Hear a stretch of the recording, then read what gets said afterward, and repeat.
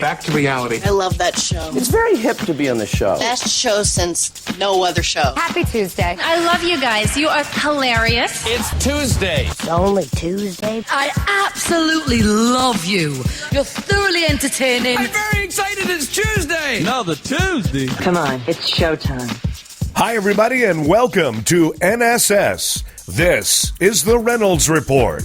Keith Richards obviously isn't like your average 71-year-old, except for maybe one thing. He has an opinion about everything, and he thinks we want to hear it. In a new interview, he decided to gripe about everything he doesn't like. Here's his take on rap music. Quote, "So many words, so little said. What rap did that was impressive was to show there are so many tone-deaf people out there. All they need is a drum beat and somebody yelling over it and they're happy. There's an enormous market for people who can't tell one note from another." Kiefer's also apparently not a fan of Black Sabbath or Metallica. He says, quote, "Millions are in love with them. I just thought they were great jokes." Keith recently trashed the Beatles Sgt. Pepper's album too, and now he has a little more shade to throw at them. He says their famous 1965 concert at Shea Stadium was crap because, quote, "they weren't in sync with each other." He adds that he was a fan of theirs, but he gave up when they started seeing the Maharishi Yogi in 1967.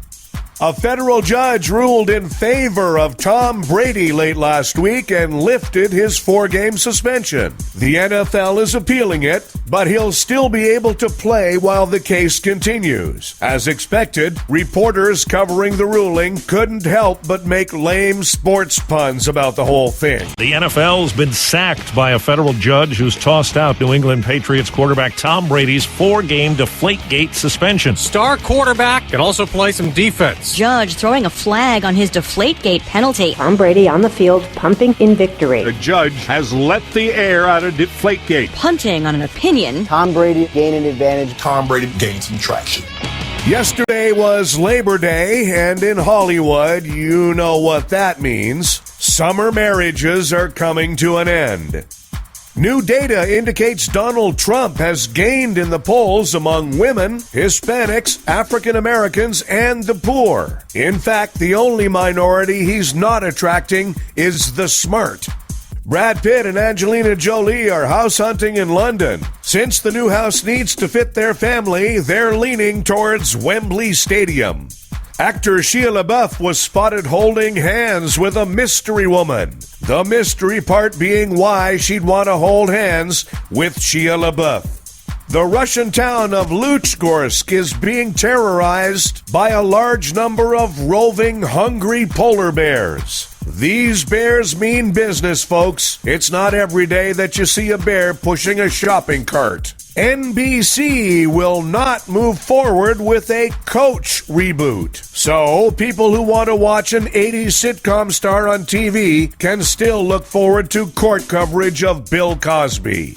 A Wisconsin football player suffered a concussion and then went into the wrong team's huddle, then lined up for the next play with the wrong team. He was almost as confused as Donald Trump being asked a question on foreign policy. Scientists say that they've created a device that gives the user an electric shock that fights motion sickness. Yeah, when I'm about to puke, my natural inclination is to immediately stick a wet finger in a light socket.